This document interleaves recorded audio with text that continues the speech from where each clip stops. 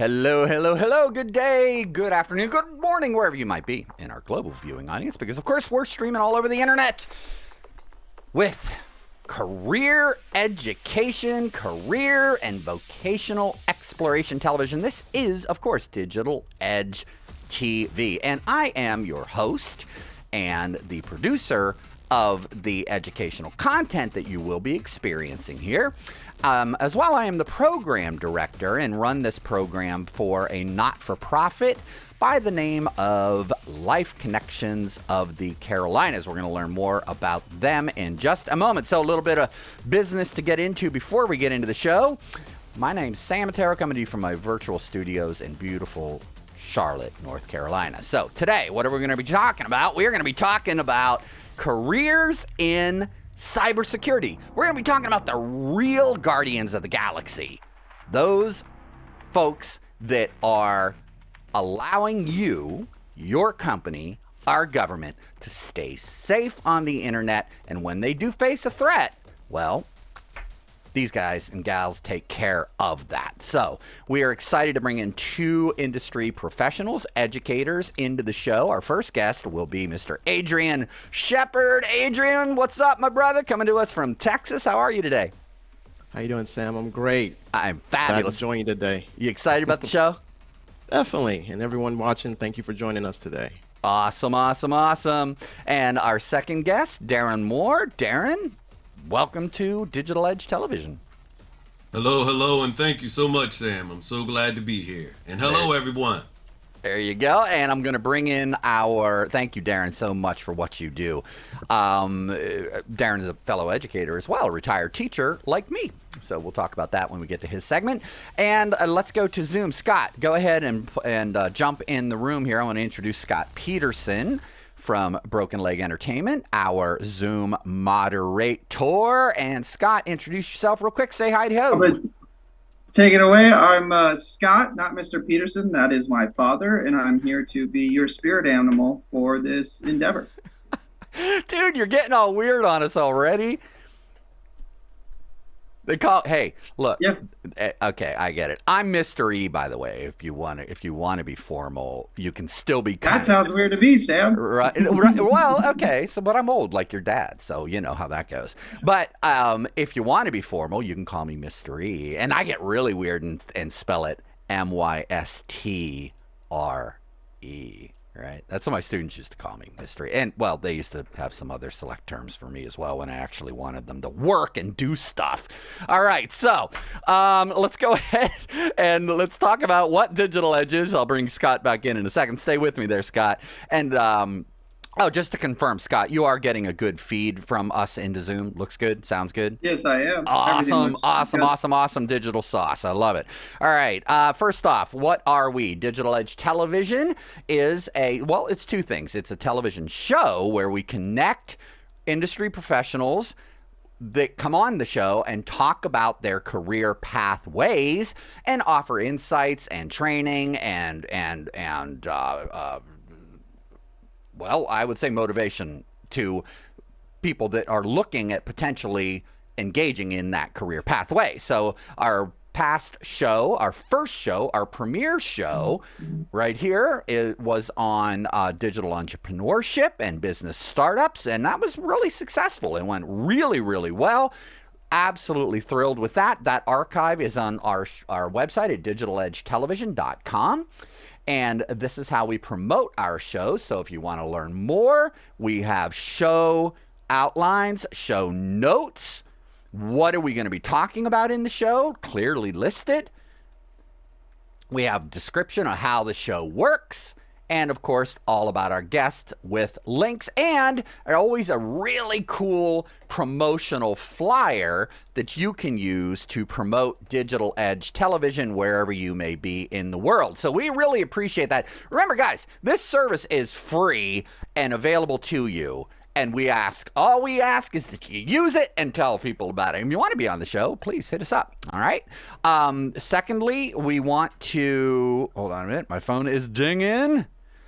Okay, let's go ahead and keep moving. You see this Life Connections connection. Well, what is that all about? Well, when you go to the About the Digital Edge program.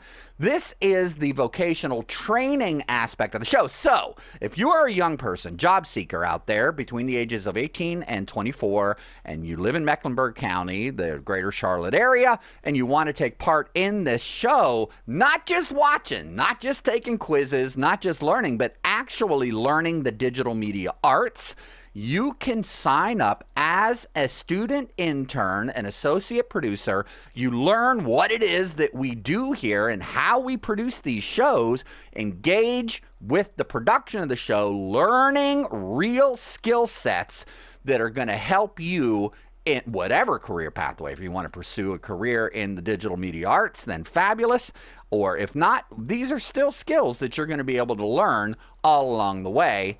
And use all along the pathway on your life, whatever career path you decide to go down. If you're an employer, you can host workplace training opportunities, give interviews, and even come on the show as a guest and engage with young people that way. Now, let's talk a little bit about Life Connections. And Scott, I'm going to bring Scott back in. Then we're going to get the show rolling with our guests here in about 2 minutes. Life Connections of the Carolinas, a 501c3 not-for-profit organization serving young people and their families for almost 20 years throughout the Carolinas, offering restorative justice, counseling, mentoring, family services, workforce development programs. That's what Digital Edge is. And re-entry programs. Awesome people doing awesome work. I encourage you to check them out. And our friends at Life Connections that are doing amazing work for our communities. LifeConnections.us. Thanks so much for what you do. Check them out, LifeConnections.us. Our other sponsor for the show, Scott Peterson and Broken Leg Incorporated. Scott, tell us a little bit about what you guys do real quick. Yes, my name is Scott Peterson. We do everything from full-scale production and talent management. And here I'm just here to aid with the continued education of people-to-people education, really making sure that we can have people tell about their experiences and things of that nature. Super excited to be a part of the show. I love Sam, love Life Connections, and love our lovely guests, as well as the audience members. Oh, man. Dude, that was touching, Scott. Thank you so much. I love you too, bro. You're great. Scott and I are really simpatico. We've got a great business philosophy. He reminds me a lot of myself when I was his age and getting involved in the startup of digital media. It seems like eons ago. A couple other fellas that are right around my generation are guests to Digital Edge, our illustrious cybersecurity experts, Mr. Daron Moore and Adrian Sheppard. Thanks so much for coming on the show, guys. This is exciting. What do you think about what you're seeing here, and what do you think about the Digital Edge?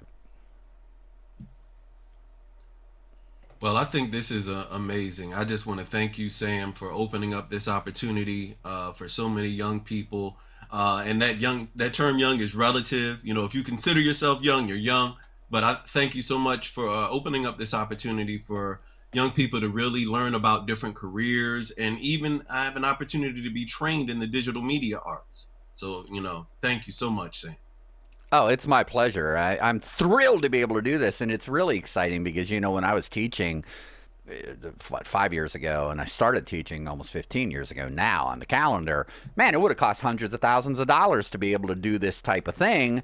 And it's so exciting now to be able to do this from my humble home studio in Charlotte and be able to engage with our guests via Zoom. You know, this technology is incredible, and we really urge you, if you are out there looking at this, watching this, taking advantage of this, tell your friends about it. You know, we can be reaching right into the prison systems, into the jails, into halfway houses, into all sorts of facilities, into schools, you know, reaching people where they are in real time with our guests. Another fabulous guest, great guy, Mr. Adrian Sheppard. Welcome to the show. Thank you so much. And your thoughts on this and what we're doing here? First of all, it's my pleasure. You know, Sam, I've only even known you for a short period of time, but what I can definitely tell, definitely energetic. You have a passion for this, and so I like to get involved with things like that, and definitely want to give back to the community, and wherever I can help, that's where I like to provide my assistance. So I believe in your vision, and what the overall goal is. We all want to, once again, help our community bridge the gap in a lot of areas. We don't hear about a lot of the opportunities that are out there, and so you're able to provide that through your platform. So absolutely. And thank you so much. I have a lot of, there's some misconceptions about what we are. A lot of people tell me, well, what kind of careers are you looking for to cover on your show? And my answer is, well, how many careers are there? Let's make a list, right? The whole point is getting young people, young adults, or for that matter, adults that are rebuilding their lives after some sort of tragedy. Maybe their lifelong career has become obsolete now due to technology advances, or who knows, right? Wherever you are, if you're looking for a career change and or you are looking to really kickstart your career, that's what Digital Edge Television is all about. And we're also going to talk about what we call soft skills, the 21st century skills, communication skills, the important skills that aren't necessarily tied to academic or technology skills. So we're going to be covering a lot of that as well. So if you're out there watching and you want to come on the show and share your career expertise and experience, please hit me up at digitaledgetelevision.com. All right, that said, gentlemen, thank you so much for joining us. And let's go ahead and get this thing going here. Let's talk a little bit about you. I'm going to go ahead and bring Daron in for a moment. And Daron Moore, tell us a little bit about you and what you do on the internet and within the realm of cybersecurity. Well, Sam, as you know, I am a former teacher of 22 years. And prior in my past life, I used to teach physics, robotics, and then the last part I taught was cybersecurity and STEM. And so somewhere along that line, I decided to transition full time into the world of cybersecurity. And so now I work full time along with Adrian in support of CISA, which is one of our nation's leading government agencies under the Department of Homeland Security. And CISA stands for Cybersecurity Infrastructure Security Agency. And that's the government agency that's basically responsible for overseeing cybersecurity for our entire civilian and federal landscape. And so my role in the daytime is I help to train many other IT and cybersecurity professionals from multiple government agencies in how to protect in terms of incident response, if there is an attack. And also we teach them how to monitor our nation's networks to determine if any attacks are occurring or any vulnerabilities are found. And also, as if that's not enough, and by the nighttime, I take off my Clark Kent uniform and I put on my Superman hat, and I decide to teach my own program, which is called Moore Cyber Ed, and I teach and train young people, now even starting from teens, how to venture into the world of cybersecurity. So I'm fully embedded and swimming in this thing called cybersecurity. Well, that's amazing. And I really, you know what, Daron, I got to thank you. Both you guys, you're so busy. You got a lot going on in your lives. And the fact that you're giving your time, look, this show, we're not being paid for this. This ain't happening, right? So this is a service we're providing for free to the community. And I want you all to remember that. And please, what can we do, right, to help one another? Let people know about Daron's programs. Let people know about Digital Edge. Let people know about this awesome guy, Adrian Sheppard, right here. Adrian, tell us about you and what you're bringing to the show today. All right, well, thank you. Well, so I'm Adrian Sheppard, and so my background, a little bit different than Daron. I wasn't a teacher. I actually spent 20 years in the U.S. Air Force, working in numerous positions and roles, starting out as an analyst, intel analyst, gathering information and being able to compile pieces of information, put the puzzle together to try to identify what's going on from a network standpoint.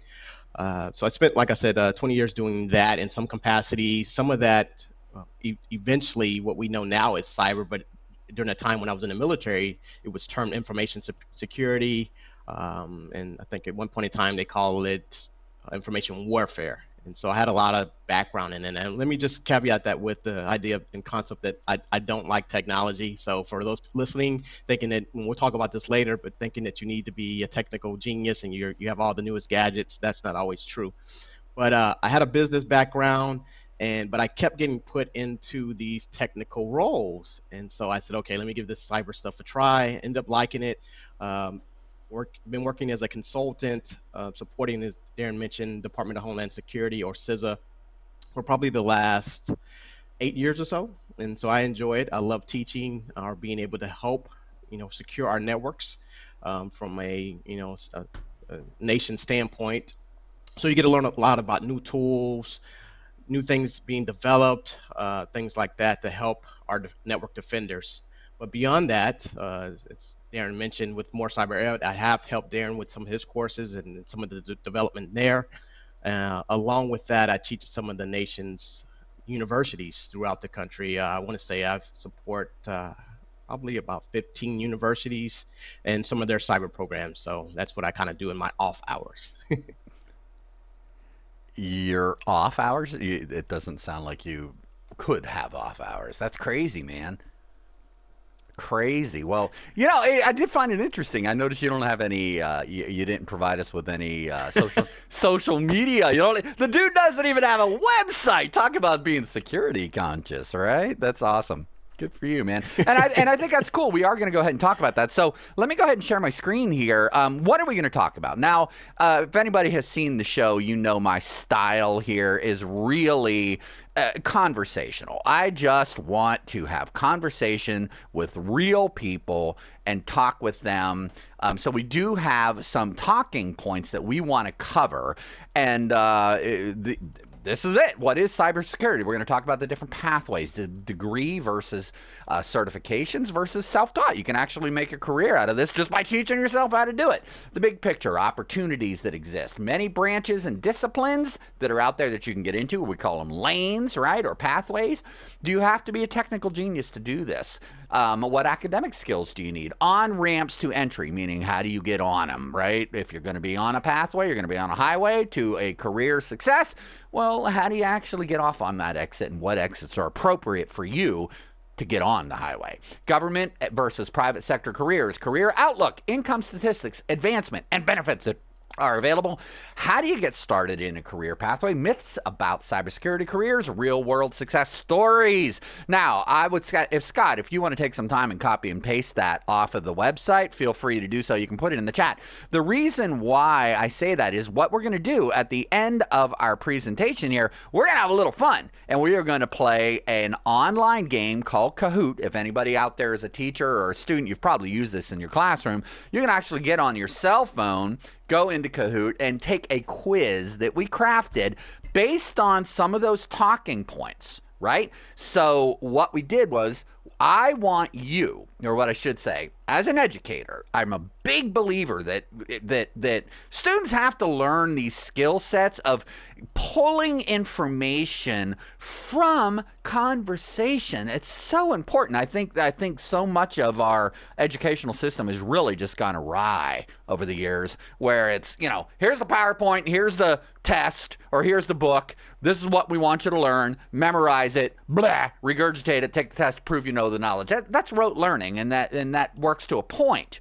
But y'all out there looking to gain access to and advance in your career sets, you need to be able to be fluid and pull information out of what's happening around you. So these are the basic talking points. We want you to take notes, and we want you to note where these guys are covering that information. And if you're in business, especially in the digital media field, that skill set is going to serve you well. So there you go. That's what you're looking for. Those are the outcomes that we would want you to be able to show that you understand and can then implement. And then we're going to do a little test at the end. All right, Scott. Before we get going with Adrian and Daron here, we got any questions or any comments or any concerns from Zoom? Nothing as of now. The outline has been uploaded. Everybody seems right on par. I've got a couple people pulling out pen and paper and just ready to go. Awesome. Ready and eager to learn. Right there's the first attribute that you need to succeed in life, that we can tell you. Right, guys? Got to be able to want it. All right, go ahead and unmute your mics, fellas. We're going to go ahead and have our conversation here. Let's just go ahead and kick this off. What the heck is cybersecurity? Can you really put that in a nutshell for us? Because, my gosh, technology is advancing so fast. How do you define it in the industry?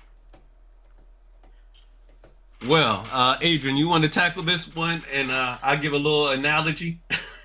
Yeah, I'll get us on the field, and you can get us to the goal line. I love it. So All right. cybersecurity, and it's a good question because a lot of people think cybersecurity that you do everything technology related, and yes and no.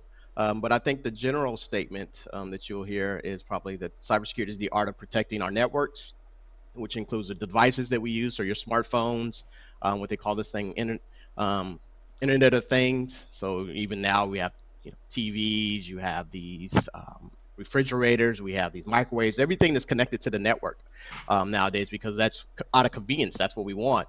And so you want to be able to protect the data that's being passed across the network and making sure that unauthorized individuals, so the cyber criminals, hackers, whatever you want to call them, aren't able to access that information and take it and use it for criminal means. And so we want to make sure that we are able to ensure within this process confidentiality, integrity, and the availability of this data. And so that's, in a nutshell, that's what I would say cybersecurity is. And so I'll pass it now. I'm going to go ahead and throw the ball to Daron to go ahead and get us to the goal line. All right. So, and to tag in, one of the things I look at cybersecurity, let's think about our home. One of the things, we have so many devices, as Adrian mentioned, and each one of those devices that we use to connect out literally becomes a door.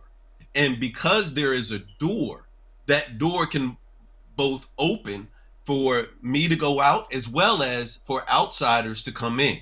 And so one of the things that we do with cybersecurity is we want to make sure that each of those doors are protected and guarded, And so, again, that's one of the things that I look at in cybersecurity. We want to do the same thing that you do. You want to protect your home from intruders. So many times you might decide to use a home security system, all right, your alarm system.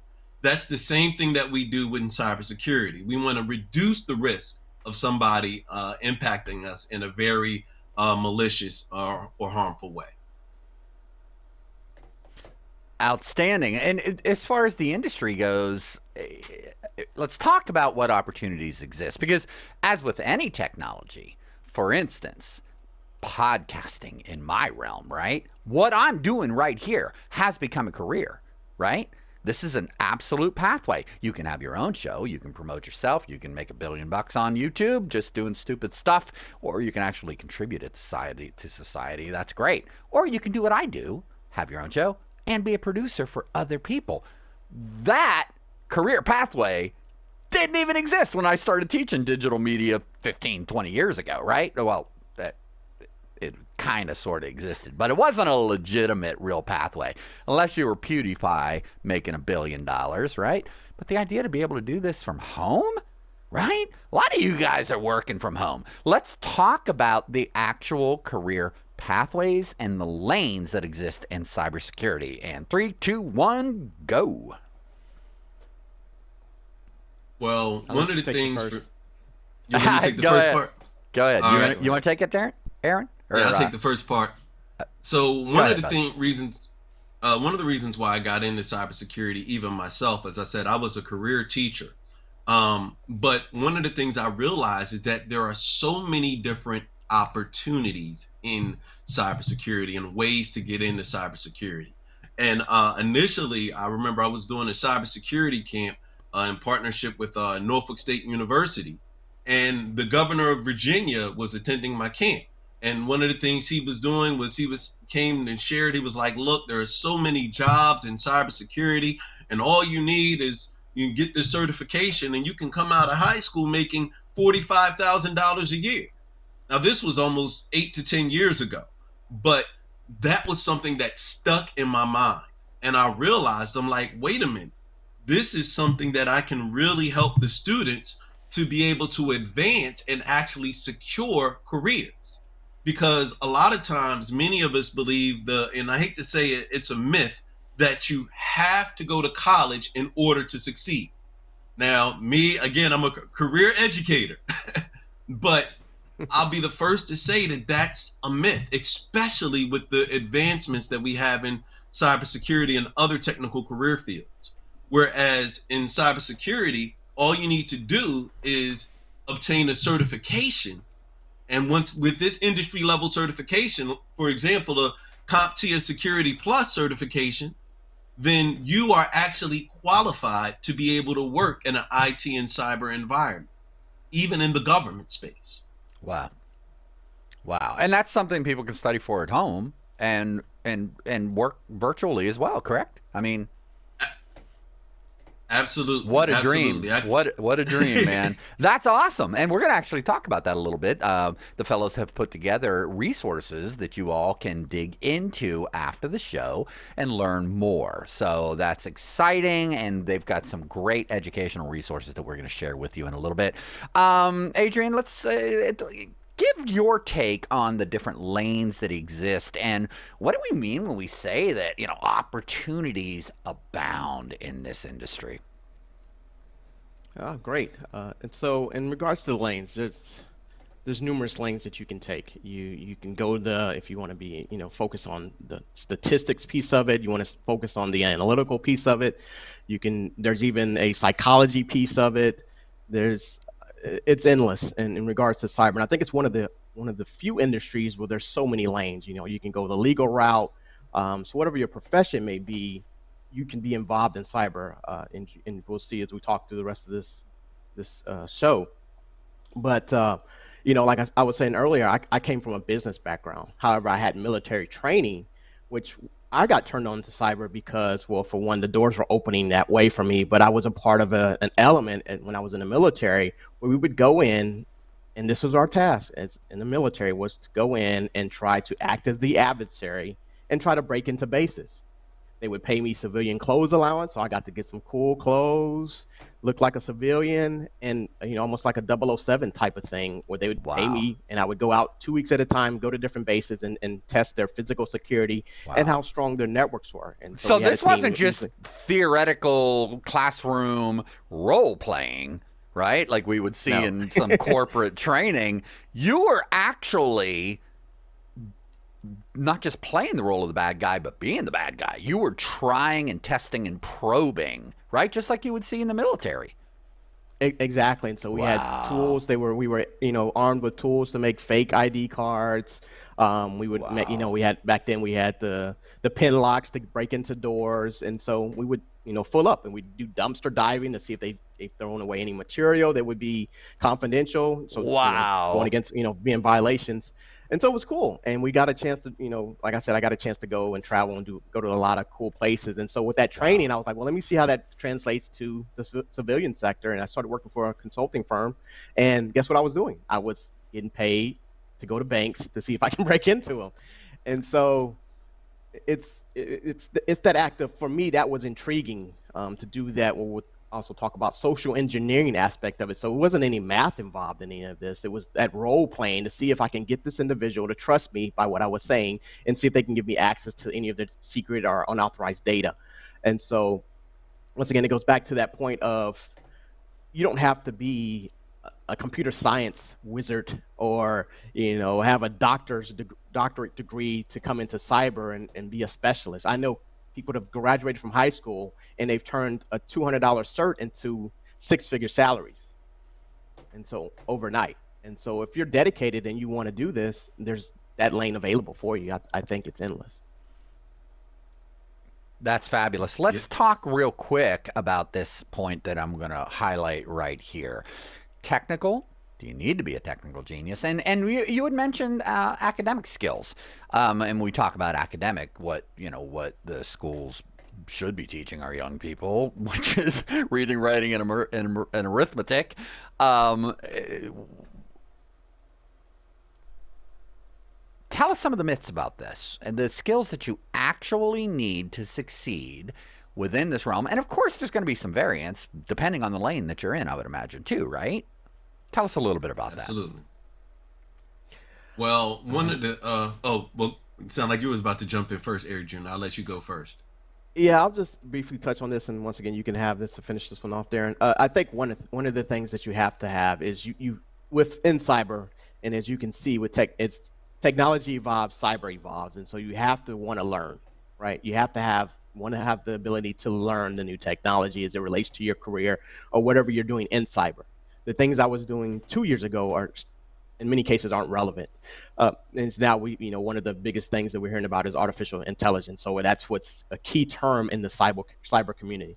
The other thing that I would say is you have to have a passion. I've seen individuals once again, without a degree, without many certs or specialization, they get on YouTube and they're able to be self-taught and learn these skills where that they become specialized in their career. They just have a passion for it and they become great in that role. And so if people are able to trust you, you know what you're talking about, they don't care about the titles, they don't care about the degrees, they know you know what you're talking about. And so you can get into those rooms and you can get those opportunities and things open up for you. And then, so with that, I'll pass it over to Daron and maybe talk about some of the other specialized. Yeah, and let's talk about this question right here too. Do you really need to be a technical genius? It's interesting that you say you didn't like technology. Daron, your thoughts about all that? Well, one of the things I think is that there's a big myth out there that you have to be good in math to be good in cybersecurity. For whatever reason, since people associate computers with programming and they know that programming goes with math, so they assume that math also goes with cybersecurity. Now, don't get me wrong, there are certain times where, depending upon your field or your application or specialty, say for instance, if you're focused in cryptography and creating algorithms, then in that case, okay, you might need a little bit of math. But for the most case, you don't need math. One of the biggest things that we use is we utilize tools. All right, we have computerized tools that will help us to scan a network. And one of the things you just need to know how to do is to interpret those scans. Another big skill that I think is very important is critical thinking. One of the things, it would be great if we had just one little push button to fix all the cybersecurity issues. Nobody could be hacked anymore. But let's be realistic. All right, this is a real world. And so every time we turn around, there's another threat. And because there's another threat, we have to be constantly learning. And so we have to be able to outthink the attacker.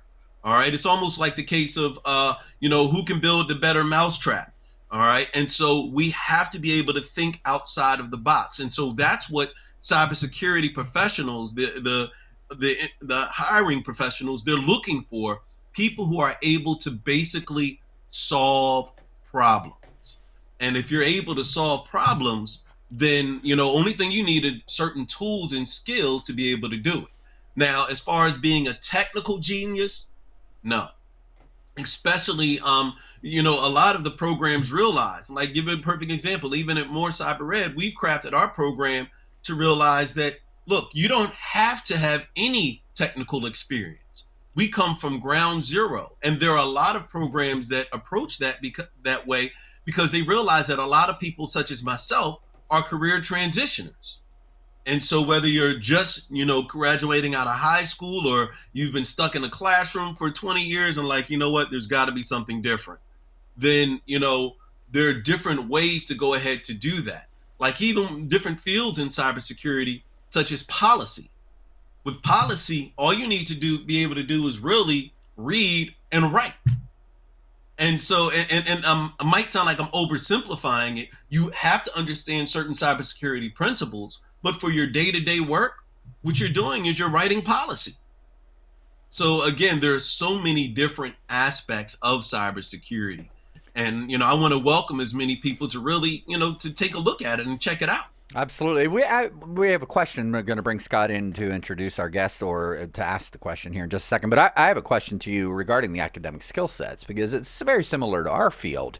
It depends on the lane that you're in, right? Like I may not necessarily need math to be a producer or podcaster, but certainly I'm going to have some basic understanding of 3D space and math and maybe even potentially algorithms and some programming to be able to do 3D programming, right? So it depends on what you're doing, but I don't need that to do what I'm doing here with podcasting. So are you saying you don't need mathematics really at all, or science to really succeed in this, or is it dependent on the lane? I would say it's number one, it's really dependent upon the lane, but also it's not necessarily that you need that hardcore science. Like, give you a perfect example. I taught physics for many years, and so I'm not going to say that you need physics to succeed in cybersecurity. But what I will tell you is that when you were in my physics class, one of the main things I taught you was how to think critically, and how to solve problems. And that skill is transferable, to every level and discipline within cybersecurity. So, and when you look at that, when it comes to cybersecurity, a lot of times people look at cybersecurity as just that they have the misnomer of, the what they see on TV. You got you have the stereotypical guy in the dark hood, in front of the screen, and like, but that's not really, what cybersecurity is. There's so many different branches of cybersecurity, just like there are different branches of medicine. Within cybersecurity, you have digital forensics, you have incident response, you have risk management, you have cryptography, you have reverse engineering, you have ethical hacking. There are so many different branches within cybersecurity. So it's almost like, if you don't like something that's on a buffet, guess what? You can go and take another option. I love it. I absolutely love it. Hey, we're excited to announce that we've got some engagement, some audience engagement. And I say that because, well, a lot of times we do things like this and we get crickets from people. And learning really is so much better when it's collaborative in nature. And Scott says we got a great question from Zoom. So I'm going to bring in Scott Peterson, and you can announce to us what we got going on from the world of Zoom. Scott, welcome to the show. Yes, I am solving this person's problem and channeling my spirit animal for them. Both of you guys have brought up with great points. I mean, from robbing banks as a job, that sounds awesome, as well as just problem solving probably being the most universally valued skill across the board. That and communication is something that I couldn't agree with more. But in terms of the specific question from Marcus, specifically, would you recommend on getting? Hey, you kind of dropped there for a second. Question from Marcus, and go ahead and pick that up, please. Go ahead. Yeah, we have a question from Marcus, and it says, what specific certifications would you recommend on getting when trying to break into cybersecurity? All right. Personally, I guess I would give this one. So I think Security Plus seems to be the groundbreaking cert for everyone. You can move around and be more diversified with that certification. And I think that opens up multiple lanes for you. So that would be my recommendation. Daron? Absolutely. I would agree with that. The Security Plus is what we call a IAT Level 2 certification, which is recognized by the government. And so, again, as I mentioned earlier, it's required if you want to, obtain any position in the form of IT or cybersecurity, even within the government space. And Security Plus really gives you a significant broad background to be able to go ahead and begin to decide, if you do want to specialize in some areas of cybersecurity, such as pen testing or cybersecurity analyst. Thanks, guys. Scott, you have any thoughts of your own on this, where we are in the conversation? Yeah, no, I don't know specific cybersecurity certifications, but again, I definitely will say Daron has really opened my eyes into the space of what cybersecurity kind of entails. Adrian, as cool as your job was and is still today, I did know people did that. It's just I didn't know exactly how you got into that. That seems like something that the on-ramp for that would be very intriguing to find out about. Scott, great segue into this next point that I'm going to make. Let's talk about on-ramps, and let's talk about something that we call ethical hacking. This was when I was a teacher back, it was probably a good 10 years ago or so. Our computer network engineering teacher added to his course a module. They spent some time through a 9-week period exploring ethical hacking. And it was like, what? That was new to us. You know, as teachers, what do you mean? You're going to teach people how to be criminals? Well, you know, look, if you're going to be a cop, you got to understand how criminals think and what the tools of the trade are, right? If you're going to investigate crime, you need to understand crime. So let's talk a little bit about ethical hacking. Gents? Well, ethical hacking, well, actually, I'm going to pass this one to Adrian because he has so much experience in this. I'll give you the general definition, what I used to say in the classroom. It's basically hacking when you have the permission to do so. So usually a company or an organization or an agency is hiring you to go ahead and to try to penetrate their network security. So, but I'm going to go ahead and pass it to Adrian for a moment, especially since you had such an extensive experience and career in ethical hacking. Yeah, Adrian, before you get started, Scott, hey, I want to encourage everybody, please get involved with this. Again, as a collaborative effort, this is so important that we engage one another. So please don't be shy. Jump in that chat and get a question over to Scott, or we'd love to see your face on the show. Even if you have experience in the realm, it doesn't have to always be a question. If you want to comment and engage with our guests, that would be great. Adrian, ethical hacking, and go.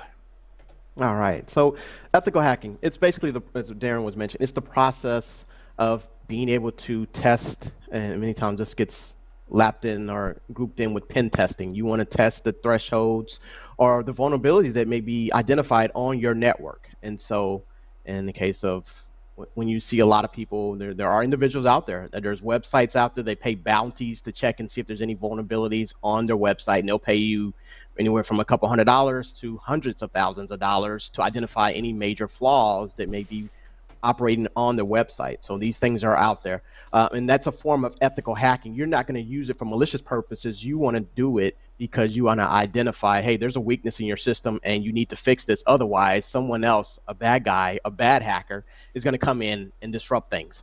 And so there's people, you know, in the government and there's people in the private sector that do these for a living. In my case, I was working for a company. Once again, this is not something that I wanted to do. It's just I got an opportunity to do it. I thought it was kind of cool. And once again, I did it in the military for a short period of time. And so I was like, yeah, I'm familiar with it. And so banks, one of the, companies have to perform assessments. So they'll get a third party to come out and say, hey, we want you to test whatever it is, our physical security, our network security, and, in the form of a pen test, which is, once again, it's just if you can penetrate the network or devices, whatever it may be. Pen test. Yeah, literally like a pen, like you run right with a pen. I got you. And so they'll do this just so they'd rather you do it from an ethical standpoint than the bad guy do it and take over their network, or, now we see forms of ransomware and they have to pay millions of dollars to get their data back.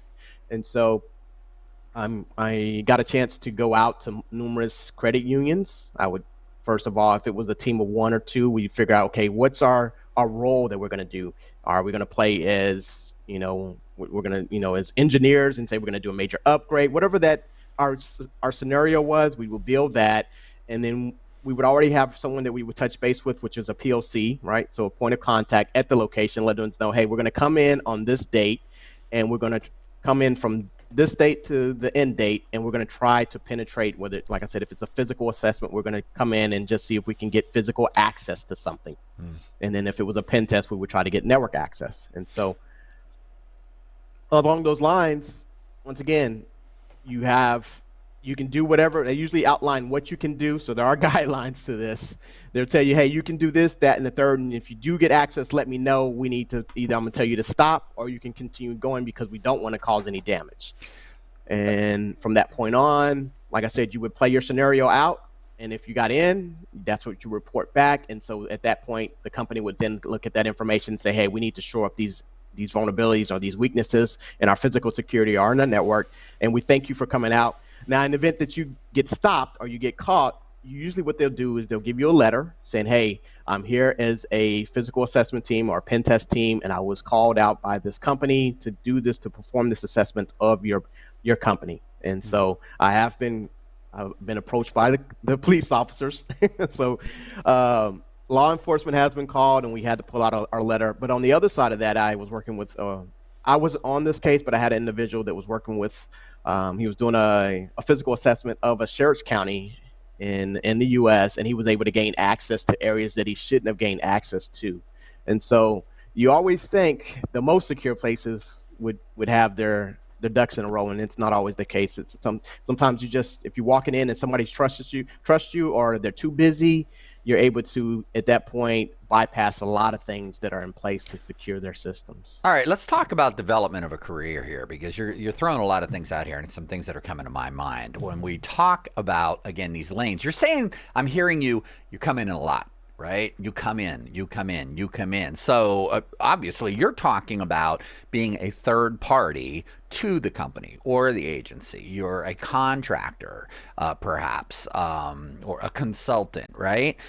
Is that the norm in the industry, or are more and more companies hiring internally, or would you say it's a 50-50 split? And really, the two of you've chosen the pathway of the consultant, being that third party.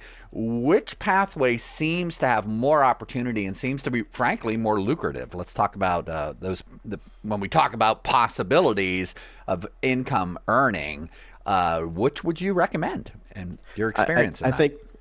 I think there's two paths there, and I'll touch on the first part. So in the government sector, they usually have their own internal teams. So there's probably an agency or organization that's already been tasked with coming out and doing that assessment.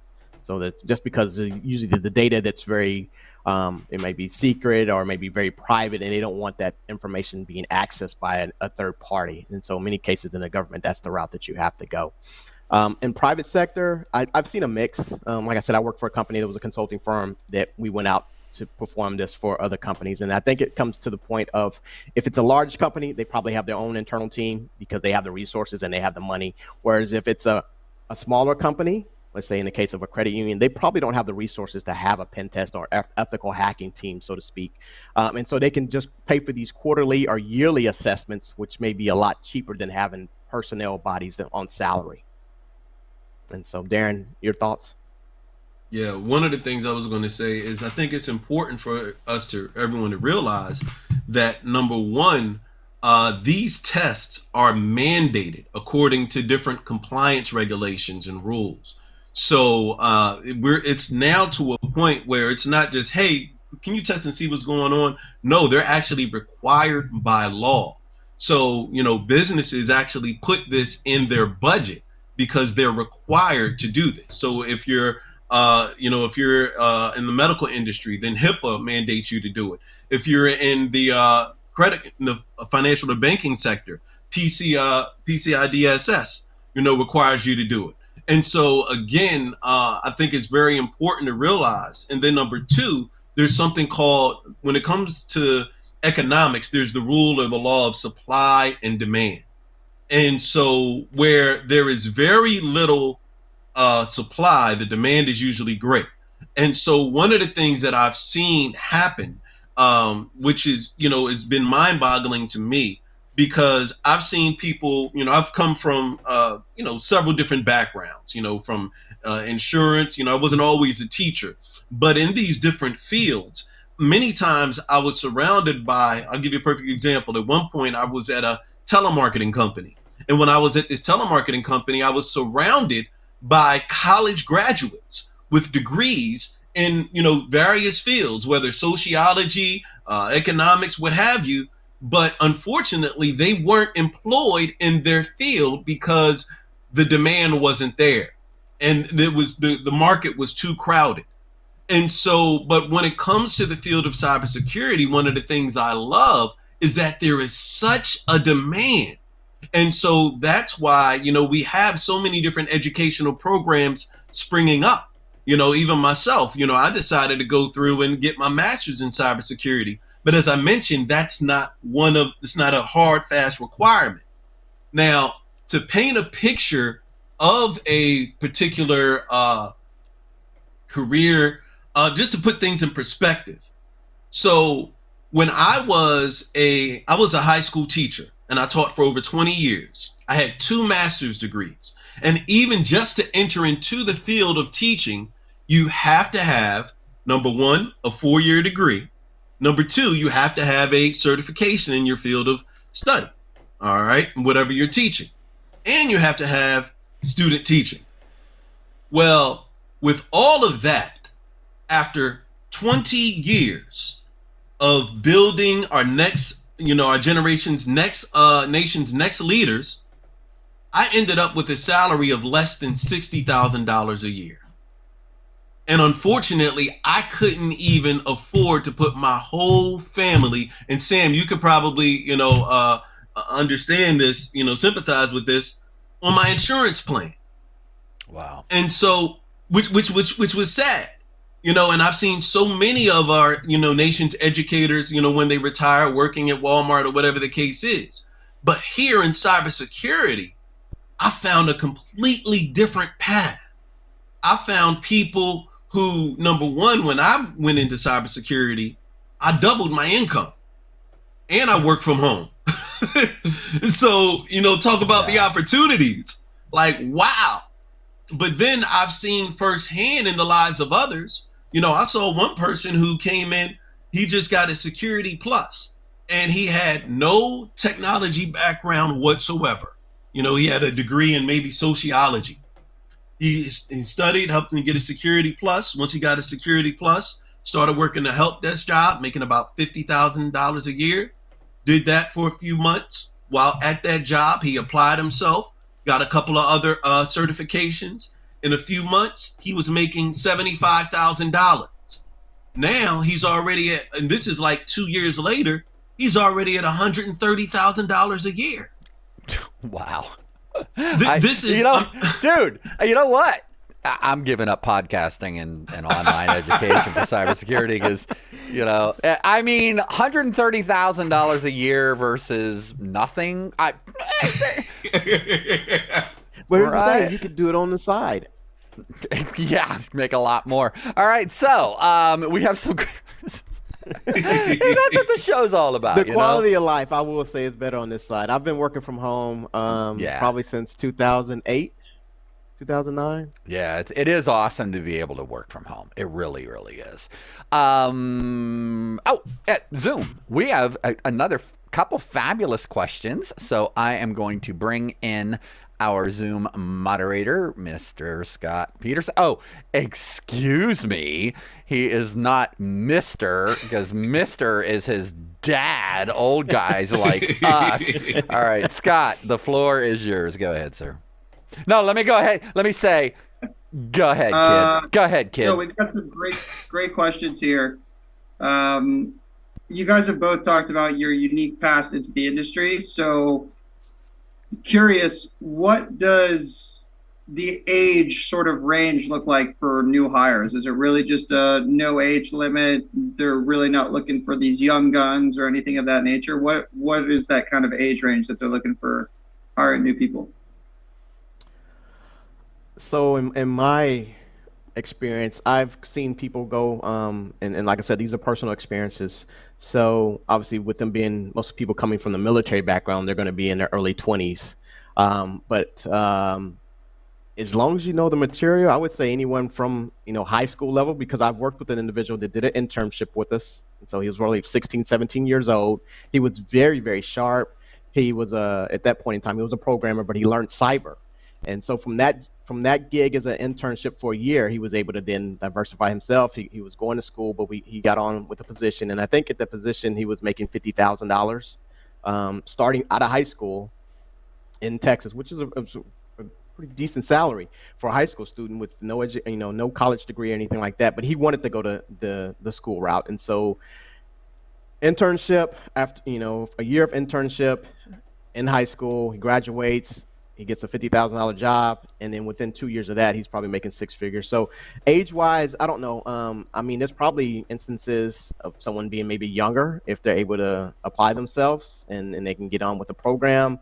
But I would say for me personally, 17 or so is probably the youngest I've seen Daron, since you teach more at the high school level, you might have more experience with that, but I definitely don't shy away from the upper age limit as well, if there is one. Right. No, Because I one think of the you things. can come in. Go ahead, Daron. Well, no, I was going to say, because one of the things that they're looking for is they're looking for somebody who can learn, but also they're looking for somebody to be able to contribute to the team and sometimes maybe even help to provide leadership to the team. And so, they're looking for somebody who is able to communicate effectively. Those soft skills, I cannot overemphasize how important and crucial they are to success in this field.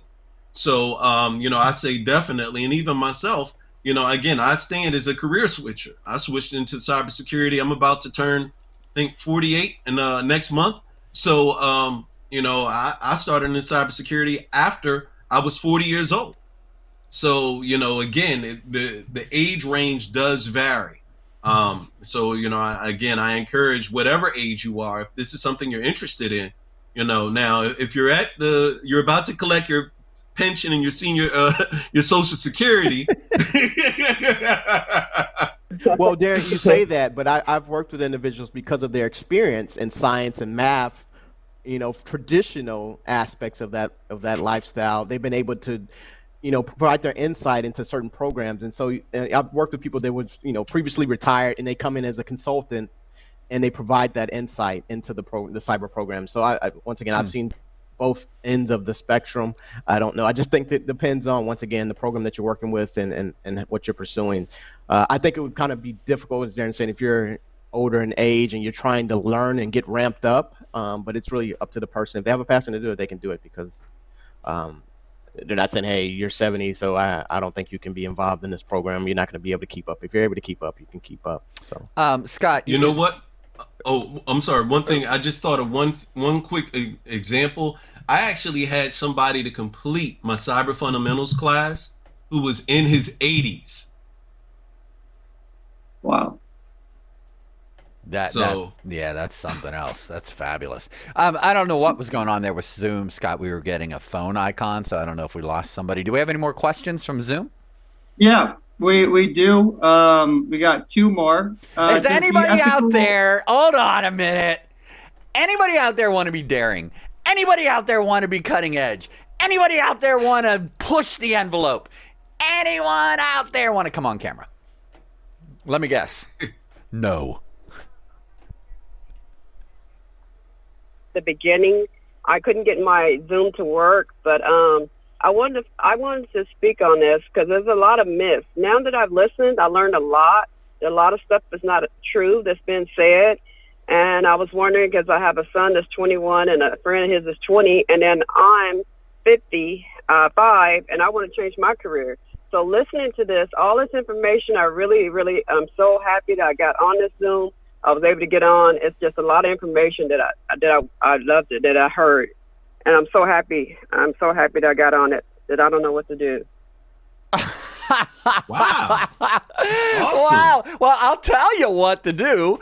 Spread the word, right? Because there's more of this. We can cover careers in culinary, mathematics. We can cover teaching, any career pathway that you can think of. And look for a follow-up email from me, because I'm going to take all this and we're going to put our teacher hats on. And we're actually going to provide you guys with additional learning materials and short lesson plans that you can use to engage your if you're a teacher, your students, or your son, as you had made mention. So please stay engaged with us. That would be the biggest thing that you can do. And then I would suggest, this is one of the biggest things that you can do in this field is to leverage these opportunities, right? So we're on ramps to careers in this, right? Where do you go? YouTube. I always told my kids in digital media, you can learn everything you need to know about digital media production from YouTube, right? So this is great. Do you have a specific question? We appreciate what you said. Do you have a specific question for our guests before we go ahead and move along? Go ahead. He wanted to be a YouTuber, and I told him about doing this instead. And my nephew is Adrian. He referred me to the seminar today. And I told him, I don't want you doing that YouTube. Listen to what your nephew's doing. He's doing a good job at it. So that's all I have to say. Unless somebody else wants to talk. That is fabulous. Thank you so very much. And I can tell you, as a YouTuber, well, that's not famous or anything, you would definitely make more money as an entry point for cybersecurity. Okay, Scott, we have any more questions on Zoom or commentary? That was great. Thank you so much, caller. We really appreciate you. And Scott, what do you got for us, my friend? Yeah, I got a few more things. Definitely just on the YouTube note, AI as well is a great tool when it comes to learning information and synthesizing information with the chatbots nowadays. It will give you a nice little base point for you to research further, or if you want to create your own little courses to follow along with some conversations like this, definitely recommend when it comes to learning new skills, especially something as in-depth as cybersecurity. But to move further specifically, I think this might be targeted towards Adrian. Does the ethical hacker solve the problem once they find the problem? Say that again, Scott? Does the ethical hacker ever help solve the problem after they've identified the problem? Ooh, interesting. Great question. Great question. Adrian, you want to take that? Yeah, definitely. So it depends on the contract that they have. Usually in the federal government, if the on-site team is unable, so they usually provide a report. So let's just say I go to a site A, and I realize they had these weaknesses or vulnerabilities on the network. There's 10 of them, all right? And so I'll provide a report and tell them how I was able to get to it. And so all the information is outlined. Now, if anything goes further, I'm not saying that the ethical hacker can't help them bridge that gap if they're needed. But many times they can, if you bring it to light, they'll work through their internal staff and work that issue out. Now, if it's, like I said, depends on if it's a private sector and it's a third party, there might be a different contract, so to speak. And so it's really just the legalities of the contract, but they can, to answer overall answer your question, yes, they can help them in the event that they do read something and say, hey, this is very, very bad. You need to fix this right now. That's a great question. Hey, I'm going to move, in the interest of time, we only got 15 minutes left. I'm going to go ahead and move really quickly. Daron, do you have anything that you absolutely want to add to that? No, not necessarily. I think Adrian did a great job of covering that. But I do want to just add one little small thing. When it comes to getting started in cybersecurity and even dealing with ethical hacking and pen testing and bug bounty testing, one of the scenarios I share in one of my courses is I talk about a young man by the name of Sam Curry. And Sam Curry was a high school student who at, I believe it was maybe 17 years old, was making $100,000 a year, working part-time. And what he was doing was bug bounty testing. And so different companies he would apply to and take a look at, and, they'd have bug bounty competitions.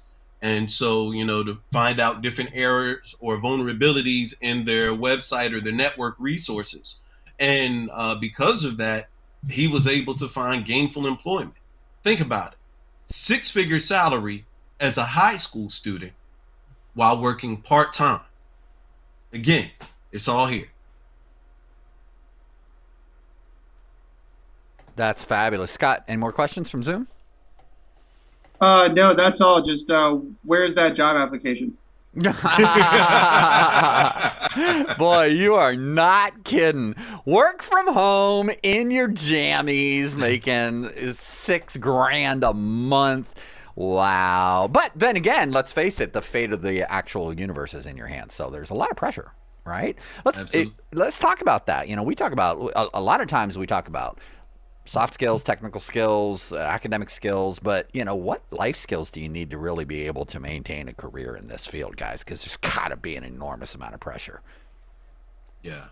You've got to be, number one, you have to be a continuous learner. You have to commit to continual education. Even when it comes to your Security Plus certification, once you get it, it's only good for 3 years. And so that means you have to further your education. You can many people decide to get an additional certification, and that satisfies that continuing education requirement. You have to be not only a continual formal educator, continuing educating, but informal. You have to continue to make sure that you are up to date on the latest cybersecurity trends, the latest threats, the latest attacks. Because, one of the things is, I'll give you a perfect example. When it comes to general types of attacks, you have those that are already known, and then you have those that are what we call 0 day. So if you do a scan on your computer, you guys have such cool terms, man. It's like 007 stuff, like Adrian said. That's really What else cool. do you expect from the Guardians of the Galaxy? I know, they're silly, man. We've got to be cool. But and then in my world, we have terms like buffering. Absolutely. All right, listen, I tell us about 0 day, and then Adrian, I'm going to bounce it over to you, and we're going to share a couple quick stories right out of the news. You talk about educating yourself and what is happening in the world. Adrian's going to talk about that in a little bit. Tell us a little bit more about 0 day, Daron, and then we're going to move along here. Absolutely. So when you do a scan for malware on your computer, what happens is your computer is scanning against a database of known virus signatures. And so those are already known to the community. However, what many times several threat actors will do is they'll introduce a 0 day attack, which isn't known to the community. And so now you need all hands on deck. You have to figure out, okay, what is this vulnerability taking advantage of? How do we mitigate or lessen the risk of this, the impact of this? And so again, you have to always be up on the latest news trends and threat feeds and threat intel. Over to you, Adrian. Hold on. I got the wrong scene pulled up here. Let me go ahead and click that back through. Okay, go ahead. Adrian. While we're doing that, Adrian, real quick, talk about that and then segue that into these new news stories that you brought to my attention. I'm going to go ahead and program these to pull up on the screen. So go ahead and get going. Okay. Just to kind of caveat on what Daron said. So, it's just like anything else, right? If you play sports, you have to practice and you have to be better. Otherwise, you're going to get it surpassed by another individual or another athlete. So, cyber is the same thing. You have to continue to get better at it. And so that's just the way we train. You soak in this knowledge, you adapt to whatever the new technology is, and you become good at it. And so the better you are, the more money you can make. So, anywhere, like Daron said, 6 figures all the way up to 7 figures. And or if you're a criminal, what better way to get in than to hack a casino? Holy cow! Tell us, why'd you bring these stories to my attention, sir? Well, I think the casino industry right now is definitely hit. So within the past 2 weeks, we've had 2 major casino chains. So one being Caesars, which is a publicly traded company, and I want to say it's the largest casino owner in the world, right? We've all heard of Caesar's Palace. I would hope if you've ever been to Vegas. I want to say late last week or sometime last week, they were hit with what they call ransomware. And this is where attackers are able to get into your network and they'll encrypt a bunch of files that are important to you. And then at that point, you can't access them. And so they've unless you do what they tell you to do. Unless they do what they tell you, right? Right. Usually it's send me $1 billion in crypto, or you pay the ransom, right? You got to pay the ransom, just like a kidnapping when they want a ransom. So of course, but you can trust the criminal to follow through, and once you send them $1 billion Bitcoin, you can be sure they'll go ahead and give you your stuff back, right? Is that what happened to these casinos, dude? Was it actually ransom? For the first case, Caesars, the ransomware. The ransom was $30 million because they had some critical information. Wow. And Caesars, I guess, was able to negotiate and say we can give you 15, and that's what's been reported that they paid the criminals $15 million to get the information back. Now, if you've ever been to Caesars, they were able to capture, I think, basically a data breach, and they were able to capture some of their information from the rewards program members. So they got credit card information, I think, and social security numbers. Now, what I will say in both these cases, and the second one is MGM, which they're still investigation. I think they initiated the attack this past Sunday. And I've been to Las Vegas a few times, and I've never seen the casino floors empty. Well, after this attack, they had to shut down the casino floors in the Graham hotels, casinos. Wow. And they were going back to trying to use the telephones to try to help the guests because guests couldn't get into the rooms. A lot of things were shut down. And so they're still working on that case and trying to get things back up. And so that was on Sunday, and we're Friday. So you can see it can take down. Scattered spider. That they lost. Scattered spider. What the heck is that? So that's the other thing. So they give these groups these these hacker groups names based upon their tactics and techniques that they use. So Oh there's man, a bunch see of names that they again, you associate. guys got all the cool names, man. God, we're such geeks over here. How do I So want to you be a can see there's money guardian of the involved. galaxy? Do you Well, guys that's have very room for a important. digital media professional in the Guardians? Absolutely. Yay. Absolutely. We'll train you, young Padawan. So, So, so that's actually a hacker group. Yes. Wow. And and from what you're reading, they're a serious threat? Yes. I think they're associated with both those attacks. Wow, that's crazy. Did they get any money? I mean, or did they resolve this? Like, what's the? I mean, these stories supposedly were with just from what, Caesars- 2 days ago, right? Well, with the Caesars case, supposedly they paid the $15 million ransom. Whoa! This is not an endorsement, kids. We're not saying learn ethical hacking and then turn around and be a criminal. We're not suggesting that you do that. So, a little disclaimer there, right, gentlemen? absolutely. Yes, One of the definitely. things It's a lot of money, Yeah. man. Holy cow! yeah, you want to make sure you don't. What I do is I tell the students they have a disclaimer they have to sign or what, and say, look, I'm teaching you these skills, but it's up to you if you turn to the dark side. You turn to the dark side, you're on your own. You can't hold me liable. But it's just like anything. If you learn how to use a weapon, you can either use that for good or you can use it for bad. Absolutely. Hey, we're going to move at lightning speed now. Real quick, we're all about education here. We want you to be able to dig in and learn more. We may go a little bit after. If you can stick around, we've scheduled till 1:30, but a couple real quick things I want to cover. Educational resources. This is so important. We're all about empowerment. You got to want it. You got to dig in. You got to make things happen in your career pathway. And self-learning is, my gosh, you got the whole universe of knowledge right at your fingertips these days. So these gentlemen actually put together a list of resources for us. Adrian, I think I have yours called up first. Why don't you, we're going to go through real quick. Tell us what the website is.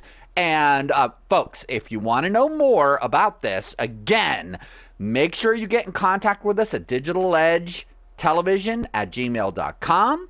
Reach out to me on Facebook if you want to. Reach out to Scott there in the chat. Say, add me to the list. Go to digitaledgetelevision.com and sign up to our newsletter. Send us a message. However you need to contact us, you got to contact us. And I'll send you the links to the Google Classroom, and you're going to have all this stuff in there. So, you guys, let's run through your list of resources real quick, and then we're going to play a real quick interactive quiz in Kahoot. You ready to go? And Adrian, I think you're first. Go ahead. Oh no, that's Darren, more. actually. That's more education. All right, real quick. This is Mr. Moore's website, and it's actually a great resource. Then we're going to go back to you, Adrian. So, go ahead, Darren. Tell us about Moore real quick. All right, so this is my website, Moore Cyber Ed. At Moore Cyber Ed, we offer opportunities to help you to secure your future. So we work with learners from various backgrounds, ages. So you have an opportunity. I have 2 courses. One, Cyber Fundamentals. Then the other course is Security Plus Extended. You can take these series of courses and also be assured that you'll be prepared to go into your career field of cybersecurity. I also provide resume training as well and assistance. So our goal isn't just for you to get in. We want to make sure that you get in and do well. So, we want to invite you to be part of the Moore Cyber Ed family. And I even have a free course. So you just click that link for free course. And as you see here, this is the high school page. We've actually started a program for high school students. So if you're in grades 9 through 12, make sure you check us out. We have a self-paced opportunity to learn about cybersecurity fundamentals and great pricing as well. So if you're into gaming, anime, all of that good stuff, this is the spot for you. Awesome. And, of course, contact page. That's how you can get hold of Mr. Moore. And, of course, we had his contact information. He is active on LinkedIn as well. So if you want that, there is his @ call tag on LinkedIn. Let's go back to our educational resources here. And thank you so much for sharing your website with us and for what you're doing as an educator, Darren. I know it's a struggle in today's day and age. and you're sticking with it. You're doing great work, and you're bringing the education to the people where they are at a reasonable price, and it's good stuff. We appreciate what you're doing. Let's go ahead and move. Hack the Gap. What are we looking at here? Cybergeek.org. Adrian, tell us about your resources. What are they going to see at these websites, and why should they utilize them? Actually, this one is mine. Okay, go ahead. Yeah. Then I got yours up first. Go ahead, Daron. Yeah, run through yours one at a time. Go ahead. No problem. Yeah, so this is cyberseek.org. This is a great resource. I talked about the law of supply and demand. So it has a very great tool. If you click on the heat map there, you can actually take a look and see how many opportunities are available in the field of cybersecurity, not only nationwide, but even in your state. So if we look at it right now, nationally, there are 663,000 unfilled jobs in cybersecurity today. All right. And so, which is amazing. That means there's a job right there with your name on it. So also we see that in the employed cybersecurity workforce, we have 1 million. So it's great resources. Also, they have another tool on here. So if you scroll up a little bit, they have a tool where this is cool. You can choose by the state too. Thank you. Oh yeah, absolutely. Yeah. Great. So in North Carolina, you have how many? Highlight that. I think 21,000. Yeah. Right there in 21,000 jobs. 33,796 people in North Carolina employed. That's fabulous. Fabulous. And real quick, what was the other tool? Did you want to show? Career Pathway. So if you click on Career Pathway, when you can take a look and see these are the different pathways in cybersecurity. So and if you click on any one of those, you'll see that you have these are entry level roles. Oh, that's so you awesome. can choose your entry level role where you want to go to. You can take a look at your feeding role. So say for instance, systems engineering, you can see from entry level cybersecurity specialists, you can go to cybersecurity analyst, cybersecurity consultant, or so forth. That's awesome. This is is this helpful? This is so cool. And again, it just makes me more depressed that I'm in the field that I'm in. There's always hope. Next resource, VirusTotal, virustotal.com. Yeah, so VirusTotal is a great resource. If you have a file even on your own personal system that you suspect of being infected or are not sure, you just want to analyze it, you can upload any files to this website. But also, even if you have a URL, if there's a website that you're not sure of and you want to say, hey, is this legit? You can actually just copy that URL and then into the foot field above, and then that will actually scan it for you and let you know if it is a reputable website. You can take a look at the reputation. So this is a great tool. Cisco Networking. All right, netacad.com. Yes. So this is a great resource as well. For anybody, this provides self-paced training in cybersecurity, networking, and also Python. So you can take a look at, any of the different things. One particular tool they have is Cisco Packet Tracer, which is a free tool, a great tool to learn how to basically explore different network resources and what actually goes on behind the scenes. And again, this is a free resource. That's awesome. And let's go ahead to Adrian's educational resources. And here we got CC certified in cybersecurity, isc2.org. That one's still mine too. But Daron, go ahead. No problem. But this one, so you're the overachiever. I'm sorry. What can I say? I've been an educator. There you go. That's awesome. So certified in cybersecurity, ISC Squared is a great professional organization.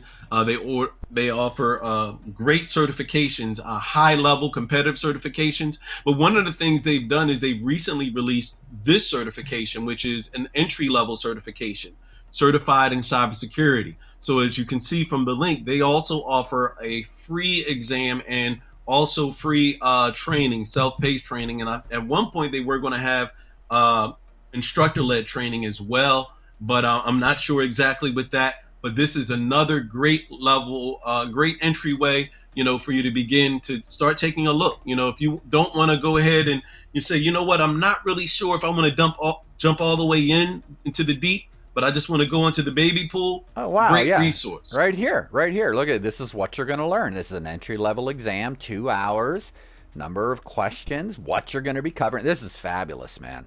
Great resources. Adrian, what do you got for us, my friend? Bleeping computer. Let's see here. So this is a site that I use just to get new updates on ongoing activities within the cyber community. So like much like the ransomware cases that I talked about today with the cyber with the casinos, this information or this site provides you new updates on what's going on in the cyber community. So Nice. a lot of informative information there. Excellent. So you can go through all of that. Have I been pawned? HaveIBeenPawned.com.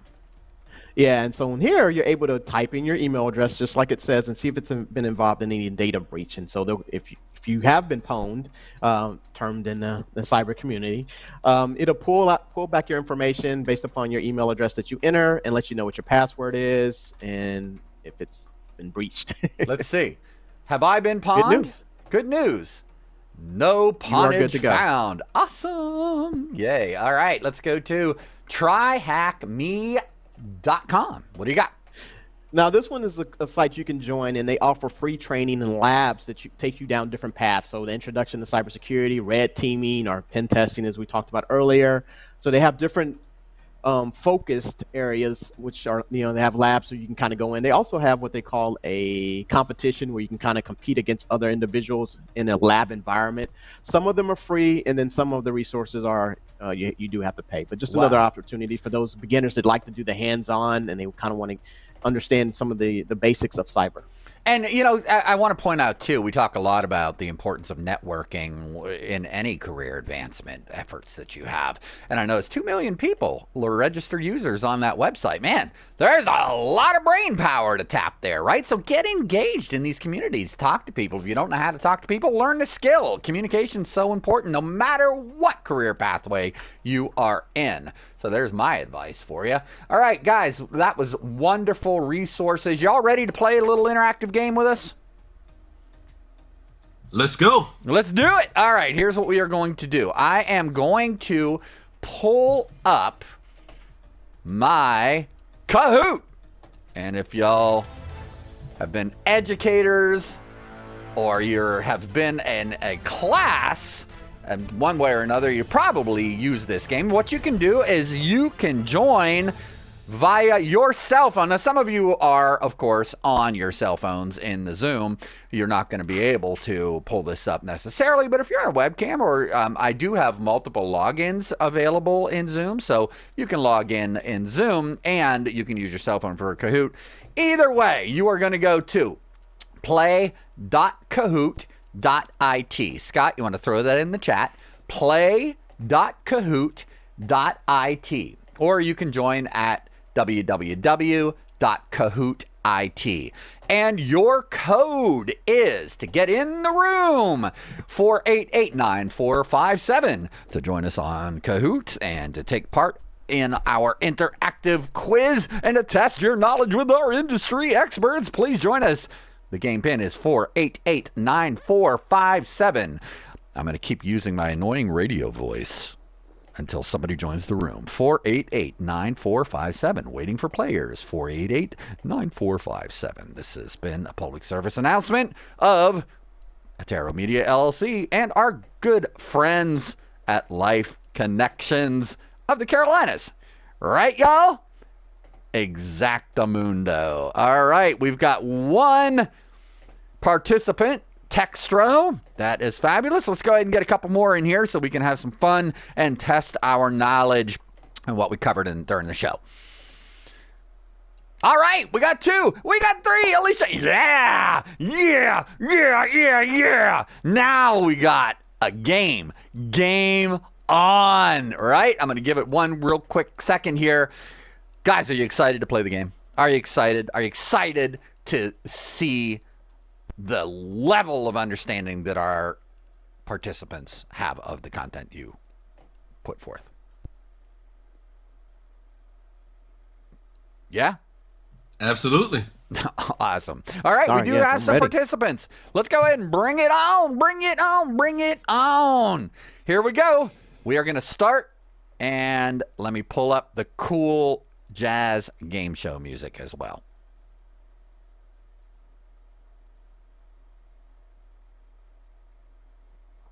All right, question number 1. What is the primary focus of cybersecurity? Is it protecting the environment from pollution, protecting computer systems and data from cyber threats, ensuring physical security in the workplace, or managing human resources efficiently? My apologies. Let me go ahead and reset these guys in the screen here.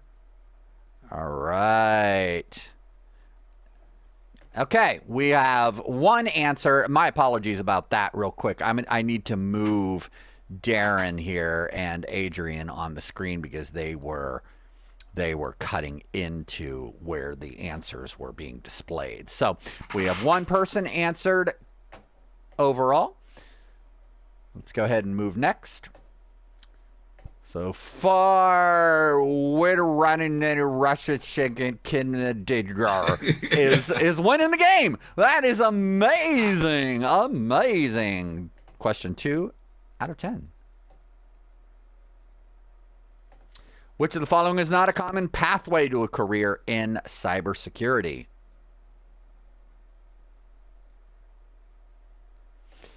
Earning a cybersecurity degree, being an aviator, taking an ethical hacking class, obtaining relevant certifications. Choose your answer and choose wisely, because you never know who might be watching, right?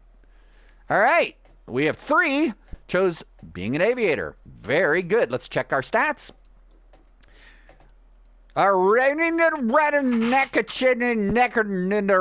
Is now leading with 1,105 points. I think that's winner, winner, chicken dinner. Something like that. All right, let's go ahead to the next one. What does the phrase, the big picture, opportunities abound, imply about careers in cybersecurity?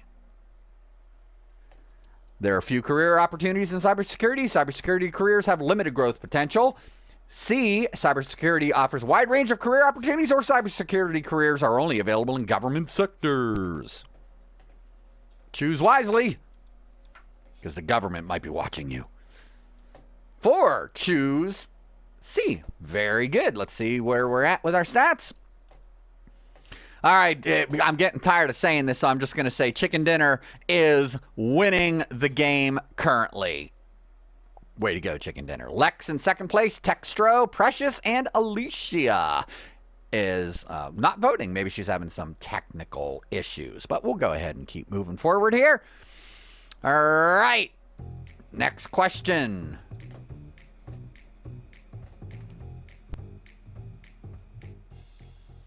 Which of the following is an example of a branch or discipline of cybersecurity? Botany, astronomy, music, or cryptography? Vote wisely, vote wisely, vote wisely. Number 4, cryptography. Very good. Before we move forward, real quick, guys, we don't want to spend a ton of time on that, but tell us, what exactly is cryptography? I know we mentioned it, but what exactly is it? Cryptography is the art of basically hiding information or securing information. So when you go on a website and purchase anything, you want to make sure your details are encrypted. And so that's why you want to look for the lock. That's a little basic intro of cryptography. Excellent. All right, and Chicken Dinner is again. I'm sorry for all of you. I got to be careful these day and age who I might be offending. So if I'm offending any vegans or vegetarians out there, too bad. I love chicken dinners. Okay, so let's move forward. Next one: true or false? To have a successful career in cybersecurity, you must be a technical genius. Is that true or is that false? Look at that brain in that guy's hands. False. You don't have to be a technical genius. You don't even have to like technology, as Adrian tells you. All right, but you can just make gobs of money in your pajamas working from home. So that's awesome. All right. We work also known as Chicken Dinner in the lead. Lex and Textro and Precious coming up behind. Let's go to the next in our quiz. What academic skills are absolutely needed for pursuing a career in cybersecurity? Choose all that apply. So you can choose Multiple answers here. Creative writing, mathematical skills, analytical skills, and science. These are skills that are absolutely necessary. Some of them might apply, but they're not necessarily applicable. There you go, analytical skills. Right, you gotta be able to know how to think critically. And I know sometimes that's hard. Sometimes it hurts, but you gotta do it. And I would say the most career pathways, you gotta be able to learn how to think on your feet. All right, chicken dinner in the lead.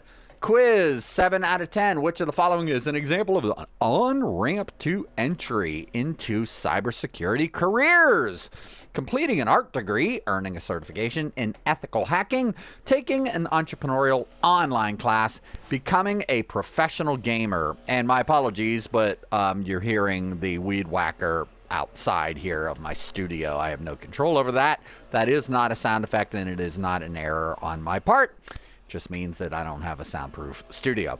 So, which of the following is an example of an on-ramp to entry, earning a certification in ethical hacking? Very good. Let's take another question. True or false? We got 2 more to go. Government positions in cybersecurity typically require a security clearance. Yes or no? True or false?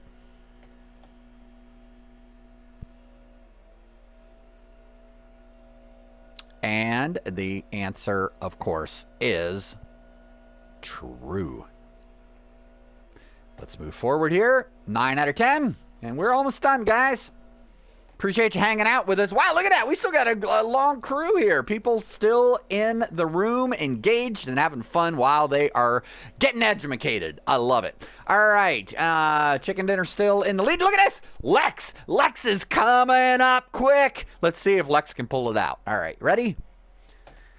Quiz, 9 out of 10. What does the career outlook refer to in the context of cybersecurity careers? What are we talking about when we talk about career outlooks? The physical appearance of cybersecurity professionals, income statistics for cybersecurity professionals, future job prospects and opportunities in the field, or benefits provided by cybersecurity companies. Which are we talking about when we talk about career outlook? 3, future job prospects and opportunities in the field. Very good. I thought some people would go for benefits and things or income statistics. Those are important, but that is not an outlook necessarily. Those are simply statistics that are telling you where we are now. The outlook is where we may be in the future. Very good. Scoreboard, and let's see where we're at. Oh, look at that. Look at that. Winning the wrestling, winning next DNR. Chicken dinner is just raging forth. Lex, you fell a little bit behind on that one. Let's move. Last question. The best ways to get movement. Little typo there. Sorry. The best way to move towards a career in cybersecurity, if you're not quite sure about the decision. Again, a little typo. My apologies. I made a mistake when I was typing quickly to get the show going. Explore pathways by watching success story videos on YouTube.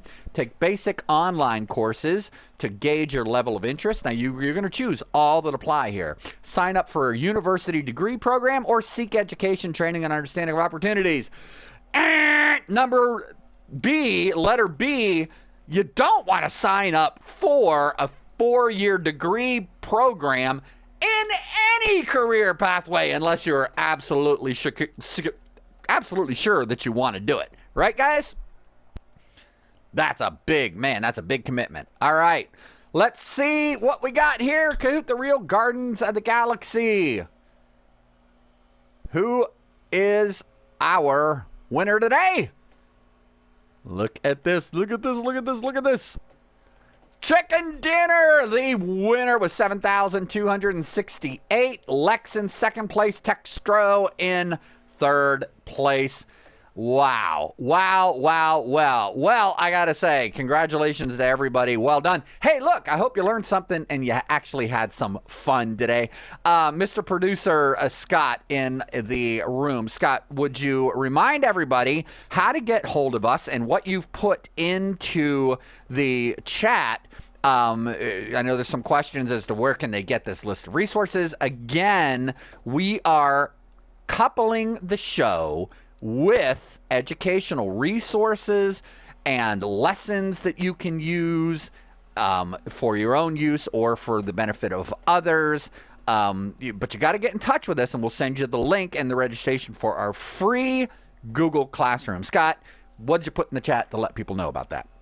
Yes, if you're looking for the email list, we got the bottom of the page of the home page for Digital Edge TV for you to sign up for that email list, Google resources, things of that nature. Also, I want to take this time to thank everybody for participating in the Kahoot. It was quite a blast. Chicken dinner. Excellent job, right? Do we have any last-minute questions from Zoom land before we go ahead and take us out? No, we do not. Fabulous, fabulous, fabulous. A very exciting day, guys. I so appreciate it. Scott, I want to thank you so much for your excellent, excellent performance as our moderator and associate producer on several projects here at Atero Media, and looking forward to further collaborations with you and Broken Leg Entertainment and our dear friends at Life Connections. Thanks so much. Thank you, Sam. Absolutely, my Was a friend. blast. All right. Go ahead and keep Zoom open, and then we'll stop the recording once we're done here. All right, let's bring our guests back in and say goodbyes, Mr. Daron Moore and Mr. Adrian Sheppard. Gentlemen, what'd you think of this experience? I know that we could go on and on and on and on and on, but here's where we're at. This is where we get you encouraged. We get you engaged. We get you excited. We prime the pump. But now it's up to you to make it happen. Right, guys? Absolutely. Best advice you can give to move forward. I'll let Adrian jump first. Best advice, do some research. Don't just listen to us. Daron and I are just, two individuals in the field. There's a lot of statistics out there, and we provided some resources for you. So do the research and see what opportunities are out there. Other than that, this field is driven by networking, as Scott mentioned earlier. A lot of the opportunities that I've had is due to networking. So those would be the two things of advice. Other than that, look forward to seeing you in cyber careers going forward, and sharing some of this role as guardians of the galaxy. That's so awesome. All right, and Mr. Moore, give us a quick out, sir. So for me, first of all, this is a wonderful experience. So thank you so much, Sam, and everybody who's participated to make this thing possible. But one of the things I just want to encourage you to do is to jump in, just to take the leap. If this is something you're thinking about, you showed up, you for whatever reason, if you checked out this Zoom, if you're checking out the video a little bit later on, then go ahead and, perform your due diligence and follow up. You even have the contact information of myself and Adrian. So if you want to reach out to us, you see there, be diligent. One of the things that happens, it takes you to make a difference. So, don't be afraid. You got free resources out there. And hey, if it's for you, go for it. Absolutely. We need some other guardians. Exactly. I love it. I love it. I love it. Daron, thank you so much for those wise words of advice. Daron Moore, Adrian Sheppard, thank you so much for what you're doing to educate and inspire the next generation of cybersecurity professionals. For everybody at Atero Media LLC and our friends at Life Connections and our co-producers and sponsors over at Broken Leg Entertainment, thank you for tuning in and taking part in this episode of Digital Edge Television. Thanks, guys. All right, and there we have it. We're going to go ahead and wrap the show up. My name is Sam Atero, coming to you from my studios in the lovely city of Charlotte, North Carolina. I want to remind you, we got a lot of questions of what do we do from here? Where do we go from here? So I'm going to share my screen with you, and you need to take advantage of this free resource. This is very cool. Here is the class code. You can go to Classroom, just using your Google sign-in, go to Google Classrooms, and this is our class code, C4GN5MP. Now, I use this for a couple different things. First off, if you were a student and you were engaged, like Scott, right? You could come in as an intern and do what Scott did, learn the craft of online moderation, come on the show, engage with guests, learn these communication technologies. You could come on with me as a producer, working on the graphics, producing the promotional materials, the web stream, all that kind of stuff. We'll go out into the field and interview successful people and learn cameras, all of it, right? We would use the Google Classroom for your course materials in that regard. But I'm also, if you are an educator or you just want to follow up on your own, check this out. For instance, we have in this was our last episode, our first episode ever of Digital Edge. What we do is we produce a series of activities that you can use to further dig into the field. So the steps would be watch the first episode, take the quiz if you want to. I have a printable version of it here. Here's the printable version. You can review the guest resources, right? So this is the guest resources from our last show in a nice printable format, along with some flyers for the show. You can then conduct further activities that we are going to provide for you, a follow-up activity, lesson 1, 2, and 3, based on the topic that you would that we covered on the show. In this case, it was entrepreneurship, and in the show today, of course, we were talking about cybersecurity careers. And all that content is provided to you in our Google Classroom, compliments of my company and our good friends at Life Connections. And I encourage you, again, check them out at lifeconnections.us. Go to our website, learn more, sign up, and get involved, folks. That's the biggest thing that you can do for us. Of course, doing for yourself is so important, but we need you. We need you. We need you to help us spread the word about this wonderful, wonderful opportunity. Again, my name's Sam Matera. I want to thank you so much for tuning in from my beautiful home studio in the lovely city of Charlotte, North Carolina. And yes, we are a vocational program being funded by Workforce Development for our students of Mecklenburg County, I should say. If you're interested in learning all that, you got to be a resident of Mecklenburg County. But if you want to jump in the Google Classroom, watch our show, and engage with us through Google as an educator or even just a guest, that's free, and you can stream us into your facility, into your classroom, into your workspace, wherever you might be in the world. So please get in touch with us at digitaledgetelevision.com. My name's Sam Matera, and I so appreciate you. Thanks for watching. We'll see you next time around at Digital Edge TV. Take care.